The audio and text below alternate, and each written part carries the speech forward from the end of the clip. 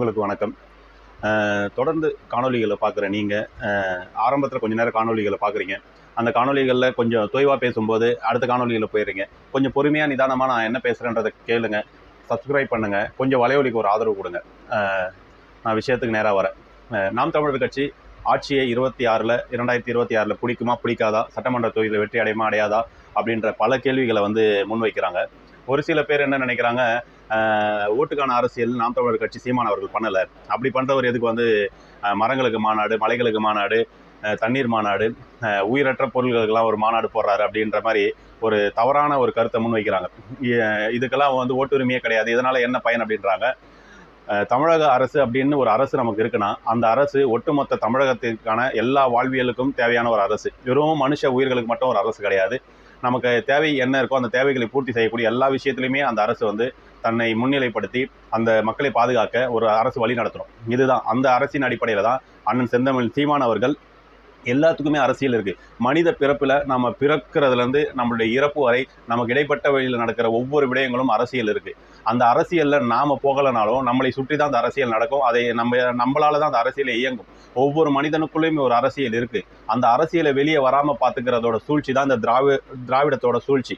இந்த திராவிடம் கடந்த 60 ஆண்டு காலமாக மக்களை சிந்திக்கக்கூடிய திறனற்ற மனிதர்களாக ஆக்கி, தாங்கள் மட்டுமே இந்த நாட்டில் ஒரு பிரஜையாக இருக்கணும் அப்படின்ற ஒரு அடிப்படையில் முக்கியமாக சொல்ல போனால் தமிழர்கள் சிந்தனையற்ற மனிதர்களாக கொண்டு வந்துட்டாங்க.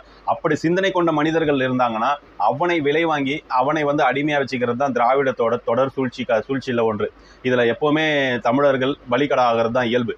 அப்படி தமிழர்கள் எப்படி சொல்கிறதுனா, வரலாற்றில் பல தலைவர்கள் உருவானாங்க. சமகாலத்தில் அந்த தலைவர்கள் எல்லாமே ஒரு காலகட்டத்திற்கு அப்புறம் பார்த்திங்கன்னா திராவிடத்தின் அடியாளாக போய் நிற்கிற சூழல் உருவாயிடும். ஆனால் கடந்த 15 ஆண்டு காலமாக அதே திராவிடத்தில் பயணம் கொண்டு இருந்த அண்ணன் செந்தமிழ் சீமான் அவர்கள் ஒரு கட்டத்திற்கு அப்புறம் 2009 ஒரு ஈழப்போருக்கு அப்புறம் இவங்க நமக்கானவங்க இல்லை, இவங்க நம்மளை வச்சு பயன்படுத்திக்கிறாங்கன்ற அந்த புரிதல் வந்ததுக்கப்புறம் இவங்களை வீழ்த்தினா மட்டும்தான் இந்த தமிழர்களுக்கு ஒரு விடியல் அப்படின்ற ஒரு அடிப்படை ஒரு கொள்கையாகவே இதை வச்சுக்கிட்டு நாம் தமிழர் கட்சி ஒரு பயணத்தை தொடங்கினார். அப்படி தொடங்கின கட்சி தான் நாம் தமிழர் கட்சி. இப்படிப்பட்ட நாம் தமிழர் கட்சி ஏன் 26 ஆட்சி அமைக்குமா அமைக்காதான்ற ஒரு கேள்வி ஏன் எழுதுன்னு கேட்டிங்கன்னா, முழுக்க ஊழல் மட்டுமே புரண்டோடி ஓடிக்கொண்டிருக்கிறது. இது மட்டும்தான் ஒற்றை காரணம். ஓட்டுக்கு பணத்தை கொடுத்தா இந்த மக்கள் நமக்கு வாக்களிப்பாங்கன்ற திராவிடத்தோட அசைக்க முடியாத நம்பிக்கையை இன்றைய வரைக்கும் 60 ஆண்டு கால அரசியலில் இந்த மக்கள் அதை உறுதியாக அவங்களுக்கு கொடுத்துட்டு இருக்காங்க. நமக்கு பணம் கொடுக்குறவங்க தான் நம்ம வாக்கு அப்படின்ற அந்த எண்ணத்தில் தமிழர்கள் அதிகமாக இருக்காங்க. தமிழ் பேசாதவர்கள் இருக்காங்க அப்படின்னா அவங்க கிட்ட இருக்கிற உறுதி கூட தமிழர்கிட்ட இருக்கா எனக்கு தெரியல. பிற மொழி பேசுபவங்க கிட்ட கூட நாம் தமிழர் கட்சி ஆட்சிக்கு வரது உண்மையாகவே வரவேற்கக்கூடியதுன்ற அந்த எண்ணத்தில் இருக்காங்க. ஆனால் தமிழர்கள் கிட்ட எப்படி சொல்கிறதுனா, நகைப்புக்குரிய ஒரு விஷயமா தான் இதை நம்ம பார்க்குறோம். ஏன்னா நாம் தமிழர் கட்சி தமிழ் தேசிய அரசியலை பேசுதுன்றவனே தமிழர்களுக்கான அரசியல் அப்படின்னு நினைக்கிறாங்க. அது ஒட்டுமொத்த தமிழகத்திற்கான அரசியல். அது ஒரு தேசியத்தை சார்ந்த ஒரு அரசியல், ஒரு மொழியை சார்ந்த ஒரு அரசியல், தமிழை சார்ந்த ஒரு அரசியல் தான் நாம் தமிழர் கட்சி. ஆனால் இவங்க எப்படி கட்டமைக்கிறாங்கன்னா, தமிழர்களை பிரிவினைவாதம் செய்கிற ஒரு அரசியல்னு சொல்லிட்டு திராவிடம் அதை செய்யுது.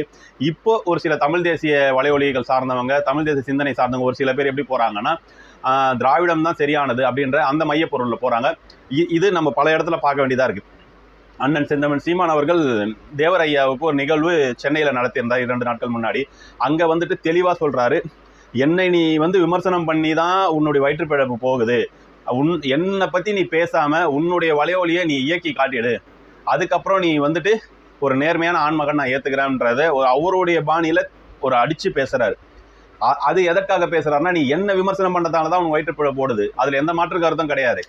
ஒரு சில தம்பிங்க இருக்காங்க, அண்ணனால் வலையொலி ஆரம்பிக்கப்பட்டு அண்ணன் ஆதரவு கொடுத்து அண்ணன் சொன்ன காரணத்துக்காக லட்சக்கணக்கான உலகத்தமிழர்கள் பார்வையாளராக இருக்க ஒரு சில வலையொலிகள் கேடுகட்ட எப்படி சொல்றதுன்னா, தம்பி பிரியகுமார் அவர்கள் ஒரு அறம்னா என்னன்னே தெரியல, அடுத்த ஜெகதீச பாண்டியன் பிரியகுமார்னு சொல்லுவேன். எப்படி பிரியகுமார் ஜெகதீச பாண்டியன் அண்ணன் இழிவுபடுத்தணும்னு நின்றுட்டு இருக்காரோ அதை விட ஒரு நன்றி கெட்ட நபராக தான் நம்மளுக்கு பிரியகுமார் நம்ம கண்ணில் படுறாரு.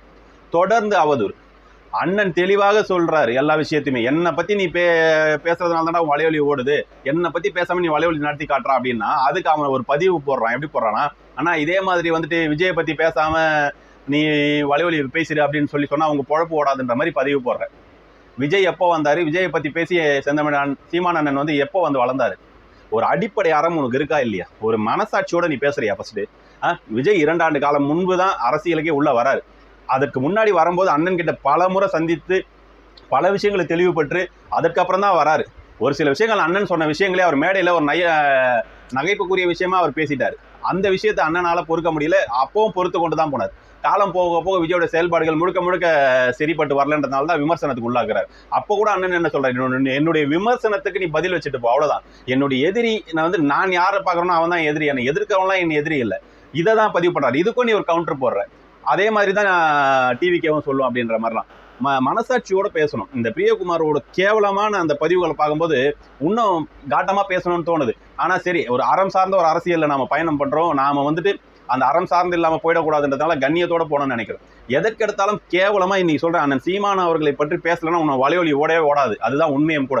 அப்படி உனக்கு எப்படி சொல்றதுன்னா, ஒரு ஆண்மையெல்லாம் நம்ம எல்லாம் சொல்றதுக்கெல்லாம் தம்பிக்கிட்ட பேச வேண்டிய அவசியம் கிடையாது. உனக்கு திறமை இருந்தால், உன்னுடைய திறமையை நிரூபிக்கணும்னு நீ நினைச்சனா, உன்னுடைய வலைவலியை நீ அழிக்க தேவையில்ல, கலைக்க தேவையில்ல. ஒரு 3 மாசம் முடக்கி வச்சுட்டு ஒரு புதிய வலைவலியை தொடங்கி உன்னால முடிஞ்ச அதே 3 லட்சம் சப்ஸ்கிரைபரை நீ உருவாக்கி காட்டின. நீ அப்படி உருவாக்கி காட்டிட்டேன்னா நான் நீ திறமையானவன் ஏத்துக்கிறேன். திறமையானவனாக தான் சொல்ல முடியும். அதுக்கெல்லாம் உங்ககிட்ட எப்படி சொல்றதுன்னா, பந்தயம் கட்ட முடியாது. ஏன்னா கடந்த இத்தனை ஆண்டு காலமாக அண்ணனால நீ வலைவலி ஆரம்பிக்கப்பட்டு அதன் மூலமா வருவாய் ஈட்டிக்கொண்டு இன்னைக்கு ஒரு நிரந்தர வருவாயில நின்னதுக்கு அப்புறம், விஜய் அவர்களுக்கு ஆதரவு நிலைப்பாடு போனதுக்கு அப்புறம் எவ்வளவு கேவலமா கீழ்த்தரமா நீ போய்கிட்டு இருக்க.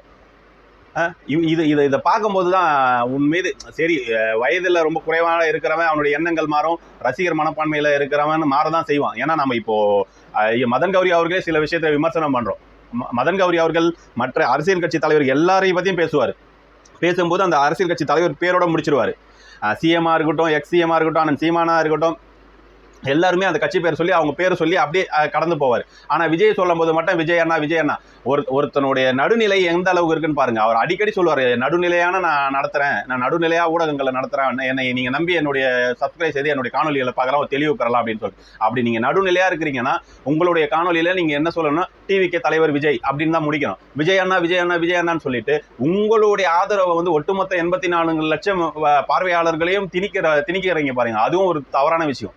அதே போல அண்ணன் சீமானால் வளர்ந்த பிரியகுமார், உன்னுடைய ஊடகங்கள் வளர்ந்து, உன்னுடைய வலைவலி வளர்ந்து, உன்னுடைய பார்வையாளர்கள் இத்தனை பேர் லட்சக்கணக்கான பேர் வந்ததுக்கு அப்புறம் கொஞ்சம் கூட அறம் இல்லாம கேவலமா பதிவுகளை தொடர்ந்து போட்டுட்டு இருக்க. உனக்கு தனிப்பட்ட முறையில் உன்னை விமர்சனம் பண்றானா, அவன் உன்னை டேக் பண்ணி எதனா பேசுறானா, நீ தனிப்பட்ட முறையில் அவனை விமர்சனம் வச்சுட்டு போ. நீ எதற்கெடுத்தாலும் நேரடியாக அண்ணன் சீமான் அவர்களை விமர்சனம் பண்றன்ற பேர்ல நீ அவ்வளோ பெரிய ஆளே இல்லைன்றது ஓப்பனா தெரியும். அதனால தான் கட்சி தலைமையில் இருக்கிற எந்த மாநில பொறுப்பாளரும் நேருக்கு நேர் உங்ககிட்ட பேசல. நாங்க தான் உனக்கு பதில் சொல்லிட்டு இருக்கோம். காரணம், எங்களால கடந்து போக முடியல, எங்களால அதை ஜீர்ணிக்க முடியல. நீ பேசுறதெல்லாம் ஒரு விஷயமாவே இல்லை. ஆனா நீ பேசுறது தான் உண்மைன்னு நினைச்சுக்கிட்டு தாவேகா உறவுகள் அதை நினைச்சிட்டு இருக்காங்க. நீ ஒரு பச்சை இனத்தின் துரோகி மாதிரி பச்சை நாம் தமிழர் கட்சியின் துரோகியா நிக்கிற. இதுதான் உண்மை. நீயா இருக்கட்டும், உங்க அண்ணனா இருக்கட்டும், உங்க அண்ணன் ஜெபக்குமார் அவர்கள் அதிமுக ஆதரவு நிலைப்பாடு, தம்பி பிரியகுமார் அவர்கள் தாவேகா நிலைப்பாடு. இவங்க 2 பேரோட எண்ணங்கள் என்னன்னா, 2 பேர் சேர்ந்து இந்த 2 கட்சியை எப்படின்னா சேர்த்து இந்த 26 தேர்தல் சந்திக்க வச்சிடணும். அப்படி சந்திக்க வச்சா நமக்கு மிகப்பெரிய அங்கீகாரம் இந்த 2 கட்சி கொடுத்துரும். நாம அப்படியே நம்மளுடைய வாழ்க்கையை மிகப்பெரிய பிரம்மாண்டமா ராஜீவ்காந்தி மாதிரி கொண்டு போயிடலான்ற அந்த ஒரு அற்ப அரசியலை செய்யற. கேவலமா உன்னுடைய தனி சுயநலத்திற்காக ஒட்டுமொத்த நாம் தமிழர் கட்சி உறவுகளை நீ என்னதமா நிக்கிற அண்ணன் செந்தமன் சீமானை இழிவுபடுத்தணும்னு நீ நினைக்கிற. நீ அந்த மாதிரி நினைக்கும் போதே உன்னுடைய அற்ப அரசியல் என்னன்னு வெளிப்படையா தெரிஞ்சிடுச்சு. தயவு செஞ்சு இத்தோட நீ நிறுத்திக்கிறது ரொம்ப நல்லது. ஏன்னா பல விஷயங்களை நாம் தமிழர் கட்சி கொண்டு போகணும்னு நினைச்சிட்டு இருக்கோம். ஆனா கேவலமான உன்னுடைய பதிவுகளுக்கெல்லாம் விளக்கம் கொடுக்க வேண்டிய சூழலா இருக்கு. உன்னை கடந்து போகலான்னு நினைச்சாலும் மனம் வரமாட்டேன். உன்னுடைய கீழ்த்தரமான இந்த செயல்களை பார்க்கும்போது அதற்கு ஒரு தக்க பதிலடி கொடுக்கணும்னு இருக்கு. நீ எவ்வளவு வேணா பதிவு போட, உன்னுடைய அம்பலப்படுத்த வேண்டிய சூழல்ல இருக்கு. அதுக்கான தரவுகளை எடுத்து நீ என்ன பண்ணி வச்சிருக்க, என்னென்ன பண்ண போற மொத்தத்தையும் அம்பலப்படுத்தி ஒரு நாள் உன்னுடைய மொத்த வெளிச்சத்தையும் திட்டம் போட்டு காட்டி, பட்டியலிட்டு காட்டி, தாவேக்காவே உன்னை தூக்கி எறிகிற சூழல் உருவாகும் ஒரு நாள். அந்த நிலைமை கண்டிப்பா வரும். அதே போல மதன் கௌரி அவர்கள் தொடர்ந்து விஜய் அவரை பத்தி மட்டுமே நீங்க அதிகமா பேசுற மாதிரி உங்களுடைய பார்வையாளர்களே சில பேர் பதிவு போட ஆரம்பிச்சிருக்காங்க. நானும் அதை பார்த்துருந்தேன். ஏன்னா நீங்க பல கண்டென்ட் பேசுவீங்க, அதுதான் அவங்க லைக் பண்ணியிருக்காங்க. நீங்க கடந்த 1 மாத காலமாக இந்த எப்போ பார்த்தாலும் விஜயை பத்தி பேசிட்டு இருக்கிறீங்க, அதுல இருந்து கொஞ்சம் வெளியே வாங்க, எங்களுக்கு வேற நிறைய விஷயங்கள் தெரிஞ்சுக்கணும்னு விருப்பப்படுற, அதை பத்தி பேசுங்கன்னு சொல்லி போட்டிருக்காங்க. அதுலயே நீங்க தெரிஞ்சிருப்பீங்க. ஆனா நீங்க பேசும்போது ஆரம்பத்தில் ஒன்று சொல்றீங்க பாருங்க, நான் நடுநிலை, எந்த கட்சியும் சாராதவன், நான் நடுநிலையா பேசுவேன், நீங்க தெளிவான ஒரு விஷயத்தை இந்த அரசியல் பொலிட்டிக்கல் பத்தி தெரிஞ்சுக்க விரும்புறதா தான் என்னுடைய சேனலை சப்ஸ்கிரைப் பண்ணுங்கன்னு சொல்றீங்க பாத்தீங்களா. அது சொல்லும் போதே நீங்க விஜய் அண்ணா சொல்லும் போதே தெளிவா தெரியுது நீங்க ஒரு கட்சிக்கு சார்ந்து ஒரு செயல்படுறீங்கன்னு சொல்லிட்டு. தயவு செஞ்சு அந்த மாதிரி பண்ணாதீங்க. பேசுறீங்க. ஒரு அரசியல்ல வந்துட்டு பல பேரோட உழைப்பு இங்க இருக்குது. ஏற்கனவே இந்த 60 ஆண்டு காலமா திராவிட அரசியல்ல இந்த நாடு நாசமா போயிட்டு இருக்கு. ஒரு தமிழ் தேசிய அரசியல் ஓங்கி வர வேண்டிய சூழல்ல உங்களுடைய எண்ணங்கள், உங்களுடைய குரல் வந்து அது தவறான பாதையில கொண்டு போய் நிக்குது. அதை கொஞ்சம் நீங்க ரியலைஸ் பண்ணுவீங்கன்னு நினைக்கிறேன் மதன் கௌரி அவர்கள். அடுத்ததா பாத்தீங்கன்னா, ஒரு விருது வழங்கும் விழா, அதுல வந்து ரங்கராஜ் பாண்டே அவர்கள் வந்து விருது கொடுக்குறாங்க. அம்மா தமிழிசை அம்மா கொடுக்குறாங்க. அப்போ ஒரு சில காணொலிகள் காட்டி அவங்கள பத்தி கேட்குறாங்க. அப்போ வந்துட்டு அண்ணன் சீமான் அவர்களும் எடப்பாடி அவர்களும் ஒன்னா அடுத்த 26 தேர்தல் சந்திப்பாங்களான்னு சொல்லி கேட்குறாங்க. அதுக்கு தெளிவான விளக்கம் கொடுத்துட்டாரு. இது கண்டிப்பா இது வாய்ப்பே கிடையாது. அண்ணன் அவர்கள் வந்து அவருடைய நிலைப்பாடு வேற, அவர் 26 தனியாக தான் நிற்க போறாரு அப்படின்றத தெளிவாக சொல்லிடுறாரு. அடுத்தது விஜயோட புகைப்படம் போட்டு என்ன வருதுன்னா, 2026க்கான முதல்வர் அப்படின்றது வருது. அதுக்கு தெளிவாக ஒரு விளக்கத்தை கொடுக்குறாரு. என்ன கொடுக்குறாருன்னா, அது விஜயை நம்ப மாட்டாரு. ஏன்னா 26ல் எடுத்த இன்னைக்கு இருக்கிற சூழ்நிலையில விஜய் அவர்கள் முதல்வர்ன்றது விஜயை நம்ப மாட்டாரு. இன்னைக்கு சூழ்நிலையில யாரும் அவருடைய கூட்டணி கிடையாது, அவர் தனிச்சு வந்தாலும் அது சாத்தியம் கிடையாது அப்படின்றத தெளிவுபடுத்துறாரு. அதே இடத்துல இன்னொன்று என்ன சொல்றாருன்னா, இன்றைய சூழல்ல விஜயகாந்த் அவர்கள் வந்த ஆரம்ப காலகட்டத்தில் வந்த முதல் தேர்தல் சந்திச்சதை அவர் உடைச்சிட்டாராம். அடுத்தது நாம் தமிழர் கட்சியை அவர் முந்திட்டாரு. அரசியல்ல வந்திருக்கிற விஜய் வந்து இன்னும் ஒரு தேர்தலை கூட சந்திக்கல. ஆனா விஜயகாந்த் அவர்களோட என்ட்ரி வரும்போது ஒரு என்ட்ரி இருந்து பாருங்க, அந்த என்ட்ரியை உடைச்சிட்டாரு. அடுத்தது நாம் தமிழர் கட்சியோட இன்று இருக்கிற பலத்தை உடைச்சு அதை முந்தி வந்துட்டாரு அப்படின்றாரு. எந்த அடிப்படையில வந்துட்டு இதை சொல்றாருன்னு தெரியல. ஓட்டு அரசியல் வேற, ஒரு ரசிகர் மனப்பான்மையா வந்து மக்களுக்கு குரல் கொடுத்து ரசிகர்கள் வந்து விஜய் பின்னாடி நிக்கிறது வேறன்றது பலமுறை எல்லாருமே பேசுறாங்க. பாண்டே அவர்களும் பேசியிருக்கிறீங்க. எதன் அடிப்படையில் நீங்க சொல்றீங்கன்னு தெரியல. ஒரு கூட்டம் 10,000 பேர்ல ஒரு 50,000 பேர் வராங்கன்னா, அந்த 50,000 பேர்ல குறைஞ்சபட்சம் ஒரு 20-25,000 பேர் தான் விஜய்க்கு ஆதரவு இருப்பாங்க. மீதி 25,000 பேர் ரசிக மனப்பான்மையில தான் இருப்பாங்க. அவங்க யாருக்கு ஓட்டு போடணும்னு தெரியாது. அது மட்டும் இல்லாத அது மீதி இருக்கிற பேர்ல பாதி பேருக்கு ஓட்டு அதுல இருக்குமான்னு வேற தெரியாது. அந்த மாதிரி எத்தனையோ இளைஞர்களை நம்ம பாக்குறோம். இப்படி இருக்கிற சூழல்ல நாம் தமிழர் கட்சியை முந்திடுச்சுன்னு சொல்லிட்டு நீங்க ஒரு மிகப்பெரிய ஒரு மேடையில எல்லாம் நீங்க இந்த மாதிரி பதிவு பண்றீங்கன்னா, அதுவும் தெளிவா தெரியுது. பாஜகவோட ஆதரவு நிலைப்பாடுல இன்னைக்கு தாவேகா சிக்கி கொண்டு இருக்கு. தாவேகா பாஜகவோட கரம் கோர்த்து அப்படியே அதிமுகவோட இணைந்து ஒரு அரசியலை கொண்டு வந்து எப்படின்னா தேர்தலை சந்திக்குமான்ற ஒரு மும்முனை, அவங்களுக்குள்ள ஒரு மும்முனை போட்டி போறது நமக்கு தெளிவா தெரியுது. அந்த போட்டிக்கு நீங்களும் அடித்தளம் போட்டுட்டு இருக்கிறீங்க ரங்கராஜர் பாண்டே அவர்கள். அது நம்மளுக்கு தெளிவா தெரியுது. இப்படி ஒரு அற்ப அரசியல்ல போயிட்டு இருக்கிற சூழல்ல நாம் தமிழர் கட்சி தனித்து நிற்கிறதுன்றது உறவுகள், மக்கள் நீங்க தெளிவா தெரிஞ்சுக்கணும். அதற்காக தான் இந்த காணொலியே பேசப்பட்டது. பதர்கள் இந்த மாதிரி துரோக செயல்கள் செய்யறவங்க எல்லாம் வந்துகிட்டு தான் இருப்பான், நம்மளுக்கு எதனா பாதகமா செஞ்சுக்கிட்டு தான் இருப்பான். ஒரு அரசியல்ல நாம் தமிழர் கட்சி 2010 தொடங்கப்பட்டு 2026 16 ஆண்டு காலம் தொட்டுடுச்சு. 15 முடிய போகுது. இப்படி இருக்கிற ஒரு சூழல்ல ஒரு கட்சி இது வரைக்கும் தனித்து தான் நின்று இருக்கு. ஒரு இடத்துலையும் வந்துட்டு சமரசம் ஆனது கிடையாது. இதுதான் உண்மையும் கூட. அவன் குற்றச்சாட்டு அவதூறுகள் வச்சுட்டு போயிடுவான். நாம் தமிழர் கட்சி அந்த இடத்துல விட்டு கொடுத்துட்டாங்க, இந்த இடத்துல எந்த இடத்தையும் விட்டு கொடுத்தே போகல. ஒவ்வொரு தொகுதியிலும் கணிசமா பாத்தீங்கன்னா 20,000 வாக்குகளை தொகுதிகளில் பெற்றிருக்கு நாம் தமிழர் கட்சி. இதுதான் உண்மையும் கூட. 2016ல் 1% வாக்குகள் வாங்கும்போது அந்தந்த தொகுதியில் பார்த்தீங்கன்னா குறைஞ்சபட்சம் 3,000 ஓட்டுலேருந்து 4,000 ஓட்டுகள் வாங்கியிருப்பாங்க. அதற்கு அப்புறம் இன்னைக்கு 8% வாக்குகள் வந்ததுக்கு அப்புறம் பார்த்தீங்கன்னா ஒவ்வொரு தொகுதியிலும் குறைஞ்சபட்சம் 20,000லேருந்து 25,000 வாக்குகள் உறுதியா இருக்கு. இப்போ களமே சூடு பிடித்து கொண்டு இருக்குது. உறுதியான வாக்குகள் ஒவ்வொரு தொகுதியில் நாம் தமிழர் கட்சி 25,000 30,000 நான் சொல்றது 24 தேர்தலில் வந்த உறுதி. இன்று மக்கள் கிட்ட ஒரு மாற்று வேணும், மாற்று அரசியல் வேணும், இந்த திராவிட அரசியல்ல இருந்து ஒரு மாற்று அரசியல் வேணும் மக்கள் எதிர்பார்த்தது உண்மை. அது விஜய் தனித்து நின்னாலும் விஜய்க்கும் ஒரு ஆதரவு வரும்ன்றது உண்மை. ஆனா விஜயோட சூழ்நிலை தனித்து நிற்க முடியுமான்றதே ஒரு கேள்விக்குறிதான். அது நல்லா எல்லாருக்குமே தெரியும். ஏன்னா விஜய் வரும்போதே சொல்லிட்டாரு, கூட்டணியில பங்கு, கூட்டணி ஆட்சியில பங்கு அப்படின்னு சொல்லிட்டு தான் வந்தார். விஜய் தனித்து நிற்பன்றதை மாநாட்டிலே அவர் அறிவிச்சிட்டார், நான் தனித்து நிற்க முடியாதுன்றது. அப்போ தனித்து ஒரு கட்சி நாம் தமிழர் கட்சி மட்டும்தான் தமிழகத்துல நிக்குது. 234 தொகுதியில நிக்குது. இந்த 234 தொகுதியில நாம் தமிழர் கட்சி நிக்கிறது மட்டும் இல்லாம கட்சி உறவுகளுக்கு மட்டும் வாய்ப்பு கொடுக்கல. தமிழ் தேசிய சிந்தனை கொண்டு சமூக ஆர்வலராக யார் யார் மக்கள் பணி செய்யறாங்களோ அவங்கெல்லாம் வாய்ப்பு தேடி நாம் தமிழர் கட்சிக்கு வந்தா அவங்களுக்கு சட்டமன்ற வேட்பாளர்களாக நிற்க வைக்கிறது நாம் தமிழர் கட்சி தயாரா இருக்கிறது. அண்ணன் அந்த மாதிரி சிந்தனையிலும் அந்த மாதிரி சில வேட்பாளர்கள் நிற்க வைக்கப்பட்டுள்ளதாக நம்ம தகவல் வந்திருக்கு. எப்படியும் பார்த்தீங்கன்னா திருச்சி மாநாட்டில் 234 தொகுதியில இது எல்லாமே வெளிப்படையா தெரியும். ஆனா உறவுகள் கொஞ்சம் எல்லாருமே நாம தான் அதை மக்கள்கிட்ட கொண்டு போய் சேர்க்கணும். விஜய் வந்துட்டாரு, இவர் ஆயிட்டாரு, இவங்க கூட்டணி செஞ்சுட்டாங்கன்னு சொல்லிட்டு நாம சோர்ந்து போகக்கூடாது. முதல்ல நமக்குள்ள ஒரு உறுதி இருக்கணும். நம்மளால இந்த தேர்தலை திறமையா செயல்பட்டு மக்களோட வாக்குகளை பெற்று அரியணை ஏறுறதுக்கு நம்மளால முடிஞ்ச 100% உழைப்பை நம்ம இதில் கொடுப்போம்னு சொல்லிட்டு ஒவ்வொரு தொகுதி உறவுகள் நாம தான் தெளிவா இதுல நிக்கணும். இங்க மனக்கசப்புகள் தொகுதிக்குள்ள இருந்தாலும் அந்த கசப்புகளை தூக்கி போட்டுக்கொண்டு நாம உறவுகளா இணைந்து இந்த அரசியலை நாம முன்னெடுத்து போய் தான் ஆகணும். நமக்கு வேற வழியே இல்லை. ஏன் இதை நம்ம சொல்றோம்னா, பல கட்சியில பல பிரச்சனை இருக்குது. நாம் தமிழர் கட்சியில பிரச்சனைன்னு பார்த்தா ஒண்ணுமே கிடையாது. அந்த தொகுதிக்குள்ள இருக்கிற ஒவ்வொருத்தருடைய ஒன்றிணைந்து போனாலே அந்த தொகுதியை கட்டமைப்பை பலப்படுத்திட்டு போயிடலாம். நமக்குள்ள இருக்கிற அரசியலை நாம இனிமே வந்துட்டு இந்த தாவேகா இவங்களோட போட்டி போறதெல்லாம் நமக்கு அது உடன்பாடே இல்லை. அண்ணன் தெளிவாவே சொல்றாரு. அண்ணன் இன்னைக்கு கூட ஒரு பேட்டியில் என்ன சொல்றாருன்னா, நாம யாருக்காக பேசுறோமோ அந்த தாய்மார்களே என்னுடைய மகன் இருந்தது கூட எனக்கு பெருசா தெரியல, விஜய் நேரில் பார்த்ததே எனக்கு இதுவா சந்தோஷமா இருக்குன்னு சொல்லும் போது, நாம யாருக்காக பேசுறோம், அவங்களுக்காக பேசுறோன்றதே அவங்க மறந்து பேசுறாங்கன்னும் போது இனிமே இவங்களை பத்தி நம்ம எதுக்காக பேசணுன்ற விரக்தியில பேசுறாரு அண்ணன். ஏன்னா இந்த மக்கள் அந்த அளவுக்கு அறியாமையில் இருக்காங்க, திரைக்கவர்ச்சியில் மூழ்கி போயிருக்காங்க. இவங்களை நம்ம மீண்டு எடுக்கணும்னா நம்மளுடைய நாம் தமிழர் கட்சியோட அரசியலை, 15 ஆண்டு கால உழைப்பை, நம்மளுடைய நேர்மையை, வாக்குக்கு பணம் கொடுக்கலன்ற சிந்தனையை, இந்த பணத்துக்கு விலை போகாதுங்கிற எண்ணத்தை, இதெல்லாமே மக்களுக்கு நாம தான் கொண்டு போய் விதைக்கணும். இந்த விதைக்கிறதுக்கான வேலை தான் நம்ம செய்யணும். தொடர்ந்து ஒவ்வொரு இடத்துலையும் நமக்கான துரோகங்கள் எப்படி சொல்றேன்னா தலைவிரித்து ஆடுகிறது. இன்னைக்கு நம்மளோட நண்பனா இருந்தவன் நமக்கு எதிரான செயல் செய்யற சூழல்ல அப்படி இருக்க அரசியல் களம் ஒரு பண வேட்டை நடக்கிற ஒரு மிகப்பெரிய ஒரு தொழில் நடக்கிற இடமா ஆயிடுச்சு. நாம் தமிழர் கட்சி மட்டும்தான் அதுல மாற்றா இருக்கு.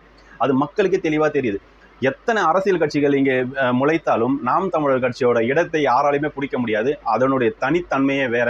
தலைவர் பிரபாகரனை ஏற்றுக்கொண்ட பிள்ளைகள், அந்த பிள்ளைகள் எந்த இடத்துலையுமே விலை போக மாட்டாங்கன்றது நமக்கு தெரியும். ஒரு சில இன துரோகிகள் மாதிரி நமக்கு எதிரான கருத்துக்களை வந்துட்டு சமூக வலைதளங்களில் பரப்பலாம். அதற்கான எதிர்கவுண்டரை ஒவ்வொருத்தரும் என்ன மாதிரி பல பேர் கொடுத்துட்டு இருக்காங்க. இன்னைக்கு நானே இவ்வளோ பேச வேண்டியதுக்கு காரணம், என்னாலையும் அந்த பதிவுகளை பார்க்கும்போது ஒரு விரக்தி அடைய வேண்டிய சூழல் உருவாகுது. இனிமேல் நம்ம விரக்தி அடையக்கூடாது, நாம எழுச்சி தான் அடையணும். எவன் நம்மளை கூடவே இருந்து வீழ்த்த நினைச்சானோ அவன் முன்னாடி நம்ம ஜெயிச்சு காட்டணும். இதுதான் நம்ம சொல்றது. அண்ணன் சொல்றது அதுதான். நம்ம அவன் தோக்கணுன்றதுக்காக நம்ம போராட தேவையில்லை, நாம ஜெயிக்கணுன்றதுக்காக தான் நம்ம களமாடணும். நாம இதைத்தான் இனிமே செய்யணும். அவன் தோக்கணுன்ற எண்ணத்துக்காக நம்ம களப்பணி செய்யவே வேண்டாம். நாம ஜெயிக்கணும், நம்ம கட்சி ஜெயிக்கணும், நம்ம தொகுதி ஜெயிக்கணும், நம்ம வேட்பாளர் ஜெயிக்கணும். நாம அந்த எண்ணத்தை தான் இனிமே விதைக்கணும். அவன் தோக்கணும்னு நினைக்கிறது நாம தோக்கிறதுக்கு தான் சமம். ஆனால் நாம ஜெயிக்கணும்னு நினைக்கிறது நமக்கான வெற்றியை அடையாளத்தை கண்டிப்பாக கொடுக்கும். இனி வரும் காலங்களில் நம்மளுடைய சிந்தனைகள் இப்படி தான் இருக்கணும். தொடர்ந்து நாம் தமிழர் கட்சிக்கான பரப்புரைக்கான வேலைகளை நம்ம முன்னெடுத்து செய்யணும். இந்த மாதிரி பதர்கள் பேசுறதுக்கெல்லாம் இந்த மாதிரி காணொலிகள் நாமளும் எதிர்த்தரப்புல போட்டு மக்கள் கிட்ட கொண்டு போய் சேர்க்கணும். நாம் தமிழர் கட்சி ஒன்று மட்டும்தான் கடந்த 15 ஆண்டு காலத்தில் 2016 தேர்தல் சந்திக்கிறோம். 4 தேர்தல்களில் வாக்குக்கு பணம் கொடுக்காம சிறுக மக்கள் கிட்ட கொள்கைகளையும் மக்கள் கிட்ட வேட்பாளர்களின் செயல்பாடுகளையும் மக்கள் கிட்ட ஒவ்வொருத்தருக்கிட்டையும் அவர் என்ன மாதிரியான அணுகுமுறையில் மக்கள் கிட்ட போறாரு, அவருடைய எண்ணங்கள் எப்படி, ஒரு வேட்பாளர் நம்ம நிற்க வச்சோன்னா, அவர் மருத்துவராக இருந்தால் அவர் என்னென்ன செயல்பட்டிருக்காரு, சமூக ஆர்வலராக இருந்தால் அவர் என்னெல்லாம் பண்ணியிருக்காரு, இப்படின்ற விஷயங்கள் எடுத்து சொல்லி அப்படிதான் நம்ம வாக்குகளை சேகரித்திருக்கோமே தவிர நம்ம பணம் கொடுத்து வாக்கு சேகரிக்கல. அதனால நம்மளுடைய வாக்குகள் என்றைக்குமே உறுதியாக நிற்கக்கூடியது தான். இந்த முறை அதே மாதிரி எப்படி போகணும்னா, இப்போ நம்மளுடைய தொகுதிக்கு 25,000 வாக்குகள் இருக்குன்னா ஒரு வாக்காளர்களும் நமக்கு செலுத்தின வாக்காளர் 5 வாக்காளர் கூடுதலாக செலுத்தணும். இந்த மாதிரி முயற்சிகளை நம்ம முன்னெடுக்கணும். இந்த மாதிரி திட்டமிடல்களை நம்ம இனிமேல் சிந்திக்க தொடங்கணும். இதை ஏற்கனவே பல மேடைகளில் பல பேர் பேசுனது தான். மீண்டும் நான் இதை ஏன் பேசுறேன்னா, இந்த சிந்தனையை நம்ம விதைக்கணும்னா ஏன் சொல்றேன்னா, போன முறை நம்ம நாம் தமிழர் கட்சிக்கு ஒருத்தர் ஓட்டு போட்டிருக்காரா, அவரை நம்ம சந்திக்கிறோமா, அவரை சந்திக்கும் போது உங்களால் இதுக்கு முன்னாடி நாம் தமிழர் கட்சி ஓட்டு போடாதவங்க யாருன்னா ஒரு 4 பேரை நம்ம தொகுதியில் ஓட்டு போடுறதுக்கான முயற்சி எடுங்க. அவங்க கிட்ட எடுத்து சொல்லுங்க. இந்த மாதிரி நம்ம எடுத்து சொல்லும் போது நம்ம ஒரு எப்படி சொல்றதுன்னா, ஒரு 20,000 வாக்குகள் இந்த மாதிரி நம்ம எண்ணங்களை விதைச்சிட்டோம்னா அவங்க 5 வாக்காளர் புதிய வாக்காளர்கள் கொண்டு வந்தாலே அது லட்சத்தை தொட்டுரும்.